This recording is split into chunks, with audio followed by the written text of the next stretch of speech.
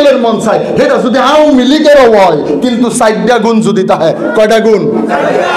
লোকগুলো আওয়াজ বুঝে না। এই নেতা যদি কোন দলেরও হয়, আওয়ামী লীগেরও হয়, নেতা থাকবে সেখানে, খারাপ কোনো জায়গায় নেতা যাবে না। তাইলে যেই নেতা মসজিদেও যায়, মন্দিরেও যায়, ওয়াজ মাহফিল কি আদায় করবে? এখন যেই নেতা নিজে চুরি কইরা আমেরিকা গিয়া বাড়ি কিনে মোটামুটি যাকাত তুলবো তো, আর কথা কয় না। যেই নেতা নিজে চুরি কইরা কইরা হাজার হাজার কোটি টাকা বিদেশে পাচার কইরা দেয়, যেই নেতা নিজে পাচার কইরা জনগণের ট্যাক্সের টাকা চুরি কইরা আমেরিকা, কানাডা, ব্রিটেনে গিয়া বাড়িঘর বানায়, এই নেতারা ভোট দিলে মোটামুটি যাকাতের টিহা গরিব মানুষে পাইব তো? এই লোকগুলা কথা কয় না। নেতা থাকবে সেখানে, খারাপ কোনো জায়গায় নেতা যাবে না। তাইলে যেই নেতা মসজিদেও যায়, মন্দিরেও যায়, ওয়াজ মাহফিলেও যায়, গানের অনুষ্ঠানেও যায়, এইটা কখনো ইমানদারদের শাসক হতে পারে?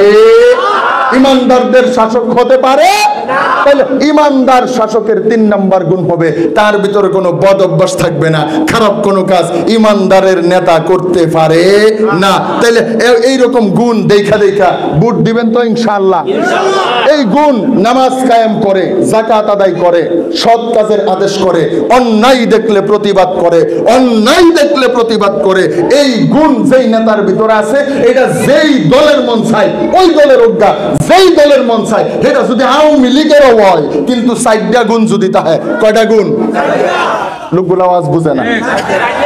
এই নেতা যদি কোন দলেরও হয়, আওয়ামী লীগেরও হয়, কিন্তু স্থানীয়ভাবে যদি এই 4টা গুণ তার ভিতরে থাকে, নামাজ কায়েম করার মানসিকতা, 2 নম্বর যাকাত আদায় করা। এখন এরা যাকাত আদায় করবো কি? চুরি করে তো সময় পায় না। যাকাত আদায় করে গরিবরে দিব কি? রিকশাওয়ালার কাছ থেকেও চাঁদাবাজি শুরু করছে।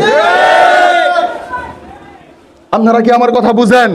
তাহলে এই 4টা গুণ যার ভিতরে থাকবে, যার ভিতরে থাকবে, কোনো দল দেখার সময় নাই, বংশ দেখার সময় নাই, এলাকা দেখার সময় নাই, এই 4 গুণ যার ভিতরে থাকবে, আমরা আমাদের ভোট তাকে দিব। পারবো না ইনশাআল্লাহ? আপনারা কি আমার কথা বুঝছেন? তাহলে বলেন নেতার গুণ কয়টা? এই 4 গুণওয়ালা নেতা দেখা ভোট দিবেন তো? দিবেন তো? না দল দেখা দিয়া লাইবেন? তবেন দাদার আমলতে দলটা করতাছি। আরে দলওয়ালার ঘরের দলওয়ালা, আমার 14 গোষ্ঠী হুজুর দলটা করে, কার দল করেন? আপনারা কি আমার কথায় রাগ? 14 গোষ্ঠী আমরা এই দলটা করতেছি, তাহলে কার দল করো তোমরা?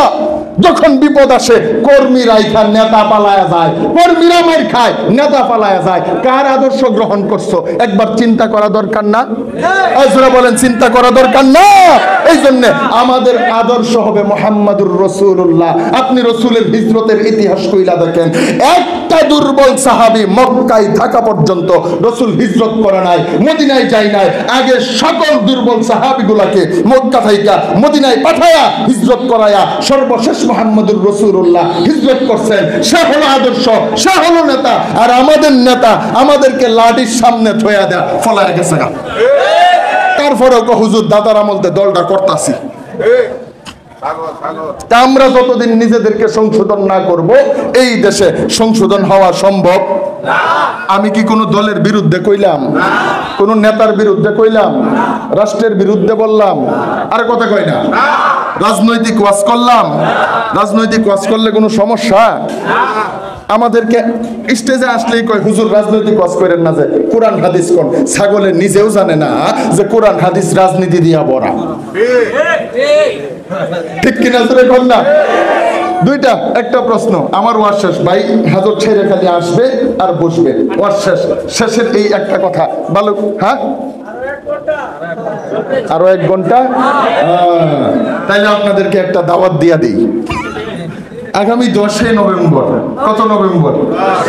নভেম্বরের 10 তারিখ কোন জায়গায় জানি? কায়েনের মোড় নাকি একটা,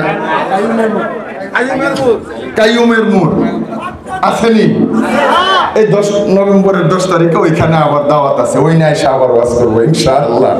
ইনশাআল্লাহ 17 নভেম্বর আমাদের তালদিঘি এতিমখানা মাদ্রাসায় সভা। সোহাইব আহমদ আশরাফি নাম শুনছেন নি আপনারা? এই বড় বক্তা আসতেছে, এইখানে যাবেন। নভেম্বরের 10 তারিখ মাঝিয়াল বাজার মসজিদের সভা। আব্দুল মান্নান উসমানী আসতেছে খুলনা থেকে, ওইখানে যাবেন। অনেকগুলা ওয়াজের দাওয়াত দিয়ে দিলাম। তাহলে আমার ওয়াজ জানি কই আছেন? আরে নেতার গুণ তো কবেই শেষ, পলায় গেছে। না হলে যাকে তাকে আদর্শ বানানো যাবে না। বলেন মুসলমানদের একমাত্র আদর্শ একজন, তার নাম মুহাম্মাদুর রাসূলুল্লাহ। আল্লাহ তাআলা নিজে তার আদর্শের সার্টিফিকেট দিবেন।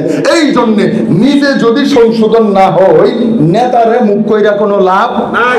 এখন কোন তো বুট দিবেন সুরেরে, এত চুরি করব, কথা কয় না?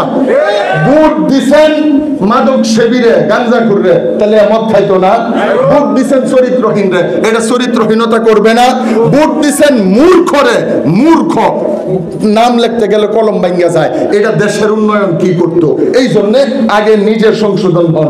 দল দেখার দরকার নাই, বংশ না, এলাকা না, যোগ্যতা যোগ্যতা যোগ্যতা। রসুলের আদর্শ আছে যেই নেতার ভিতরে, আমরা আছি সেই নেতার পিছনে। ঠিক কিনা জুড়ে বলেন না কেন?